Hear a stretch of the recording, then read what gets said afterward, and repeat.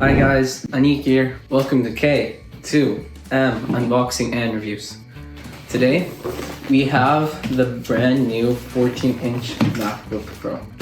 So this here is the 14-inch MacBook Pro. It has an 11-core CPU, this specific model, the M3 11-core CPU, a 14-core GPU. We configured it with 36 gigs of RAM, as well as a 1 terabyte SSD. This is the newer model after the M2. It's their fastest chip yet, which is a given because it's also their newest, and this is just in recent release. So we're just gonna go ahead, see what it's all about, and open it up. So here you guys can see the front of the box. Now, on the back is just Apple's sticker thing, so we're just gonna use that to go ahead and open it up.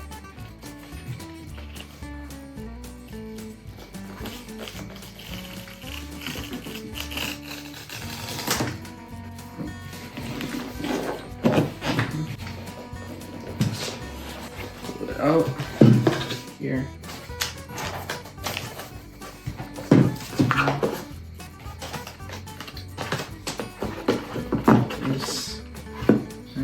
So we do have a couple of things.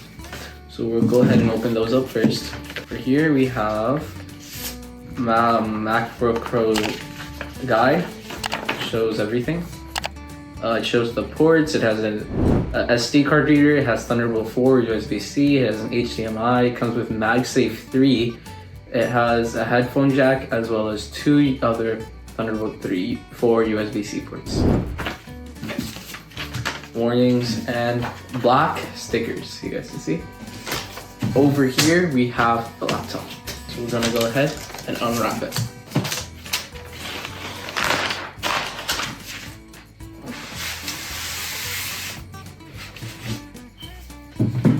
And now here we are. We're met with the new MacBook Pro. This is one of their newer colors. It's a really nice block. It's all aluminum, or it's honestly really light too compared to some of the older models. This is the 14-inch, so it's a little bit also similar looking to the brand new MacBook Airs. Over here we have the new MagSafe charger. New, old, however you want to call it.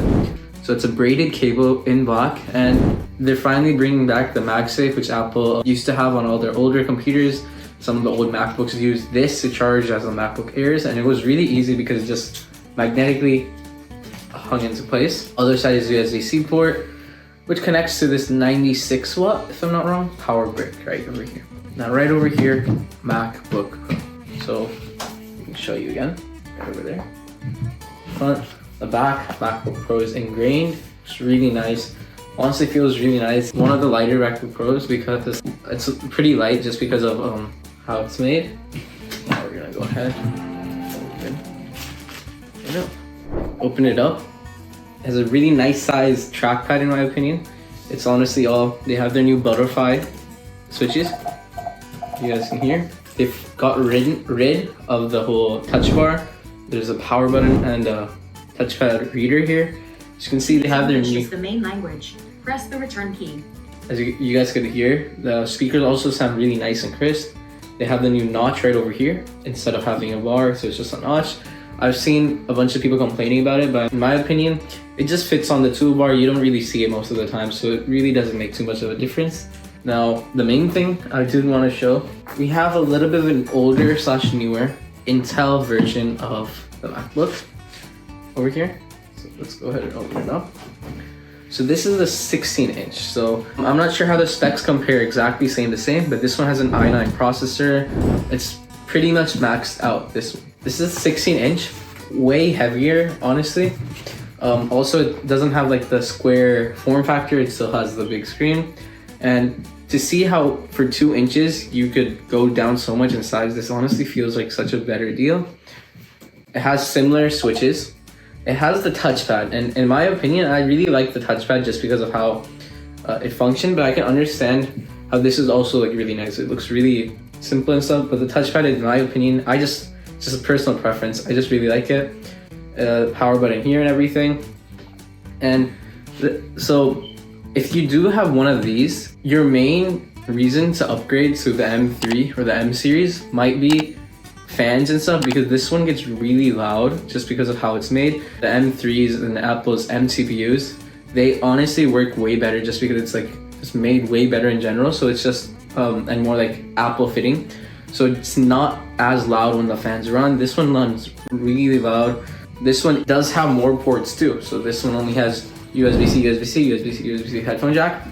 This one has USB-C, USB-C headphone jack, HDMI, USB-C, and an SD card here. It's honestly a really nice touch, and it's really, really appreciated. And now we're gonna go back even further.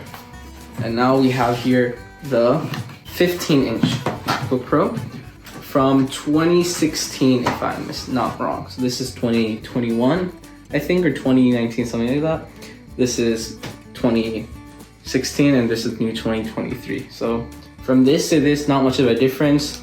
The touchpad shrunk. They got rid of the switches. They had the scissor switches. I didn't really mind them, but they do. These ones just feel nicer. The screen size got bigger, changed over to the notch. So as you guys can see, they made a huge leap in where they went from 2016 to 2023. So in the last 7-ish years, they did do a really big leap. So it's really interesting to see how all of these compare. Now, one thing I do want to say that is the new one that we are focusing on. This is honestly really nice for just like everything in general, because the GPU, it's a 14-core GPU, 11-core CPU. It's really powerful for what it is, an M3 Pro in here.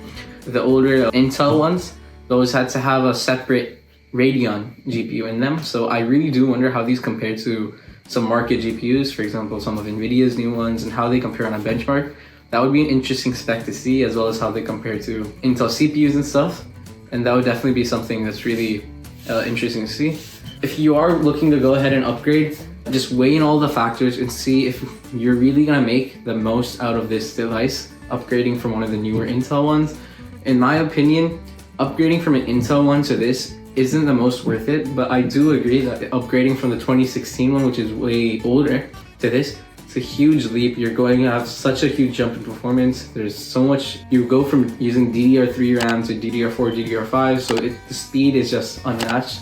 You can't compare those two at all. So it's a really good jump if you have had a MacBook for a while. For newer ones, it might not be as worth it. Just weighing the factors. There isn't really much to say. It's honestly really nice. I really love the color too. So thank you guys for watching this video. Remember to like this video, remember to subscribe to our channel, and remember to hit the bell icon. Bye.